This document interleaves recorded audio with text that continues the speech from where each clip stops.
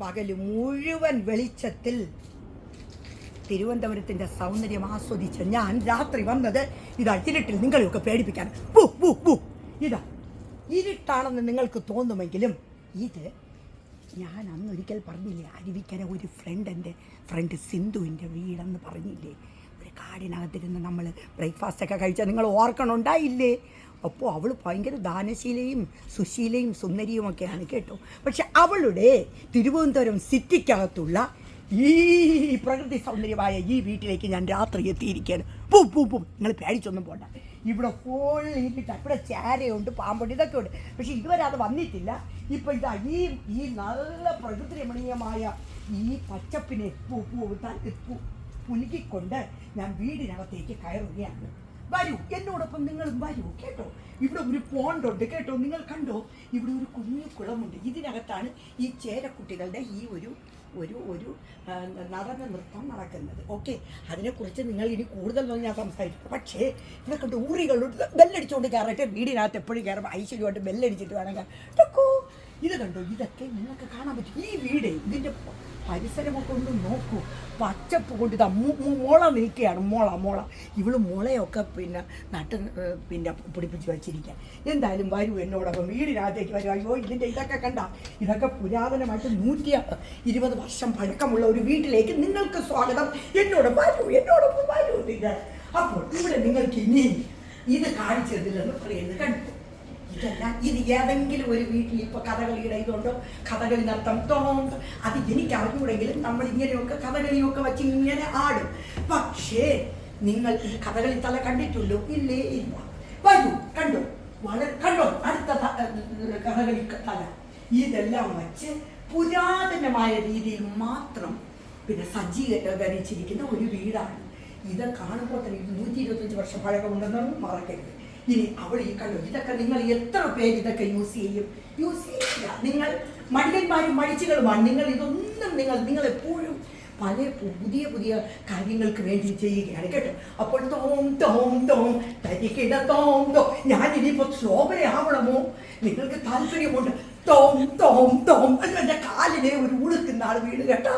അതുകൊണ്ട് അത് അങ്ങനെ ഒരു ഉളുക്ക് വീണുകൊണ്ട് എനിക്ക് കുറച്ചൊരു ഡാൻസ് കളിക്കാനുള്ള ഒരു ഇതുണ്ട്. എങ്കിലും ഞാനാകും.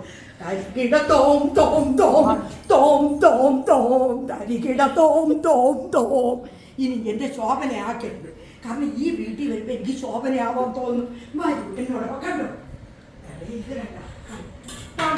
ഈ കുടത്തിനകത്തെ പണ്ട് കുടത്തിനകത്ത് വെള്ളമൊക്കെ വെച്ച് ഇങ്ങനെ എടുത്ത് തലയിങ്ങനെ ഇവിടെ ഇങ്ങനെ വെച്ചോണ്ട് പോയി. പക്ഷെ ശകുന്തള നിന്നത് നിങ്ങൾക്ക് ഓർമ്മയുണ്ടോ? ഈ കുടം വെച്ച് നിന്ന് അപ്പോൾ പറഞ്ഞു ഇത് കാലിൽ ദർഭം പോലെ കൊള്ളുന്നു. പക്ഷേ ഞാൻ എന്നിട്ടിരിക്കുന്ന ഡ്രസ്സിൽ ശകുന്തളയാവാൻ പറ്റില്ല ചങ്കുകളെ. പക്ഷേ എങ്കിലും ഞാൻ ഈ കുടമൊക്കെ പിടിച്ച് പിന്നെ നമ്മളെ ഈ കുച്ചുപ്പൊടി കളിക്കുമ്പോഴല്ല ഇത് തലയിൽ വെച്ചോണ്ടിങ്ങനെ ഇങ്ങനെ കളിക്കാറുണ്ട്. അതിനാണ് ഈ കുട ഉപയോഗിക്കുക. പിന്നെ പണ്ടുള്ളവർ ഈ കിണറ്റിനകത്ത് നിന്ന് വെള്ളം കോരിക്കൊണ്ട് വരിക. വെള്ളം കോരി വീടിനകത്ത് വെള്ളങ്ങളൊക്കെ ഉപയോഗിക്കണ്ടേ? എന്തായാലും കഴിപ്പോൾ ഇത് ഞാൻ പൊട്ടിച്ചാണോ എന്തോ ഇത്. ആ ഒരു കുട പൊട്ടിയും പോയി പാവം. ശരി, അടുത്ത് വരും. ഇത് കണ്ട ഉറി കണ്ട, ഈ ഉറിയുടെ അകത്ത് പല സാധനങ്ങളും വച്ചിട്ടുണ്ട് കേട്ടോ. ഈ ഉറിയെ ഇതിനകത്ത് കണ്ട ഇതൊക്കെ കണ്ടിട്ടുണ്ട. മൺചട്ടി എടുത്ത് തലയിൽ വെച്ചോ കേട്ടോ. തലയിലെടുത്ത് കയറ്റി വെച്ചോളൂ. ഇതിനകത്ത് നമുക്ക് കുറേ പഴങ്കഞ്ഞിയൊക്കെ വെച്ച് അടിച്ചാൽ എന്തൊരു ടേസ്റ്റ് എന്നറിയാമോ? ഈ ഉറിക്കകത്ത് പഴങ്കഞ്ഞി എടുത്ത് വെക്കുക, ചക്കപ്പുഴുക്കും മീൻ കറിയൊക്കെ ഇട്ട് അപ്പോൾ അതും എടേ അതൊക്കെയാണ് ശരിക്കുള്ള ഫുഡ്. ഇപ്പോഴുള്ള ഫുഡ് എന്താണെന്നറിയാമല്ലോ നിങ്ങൾക്ക്. ഇതാ വട്ടവും കടവയൊക്കെ. ഇതാ തലയിൽ വെച്ചോട്ടെ. തലയിൽ വെച്ച് ഞാനൊരു പോട്ടെ. മീൻ വേണോ മീൻ വേണോ ചാള, മത്തി, അയല, ചൂര, വങ്കട. നിന്റെ വായട ആദ്യം കേട്ടോ.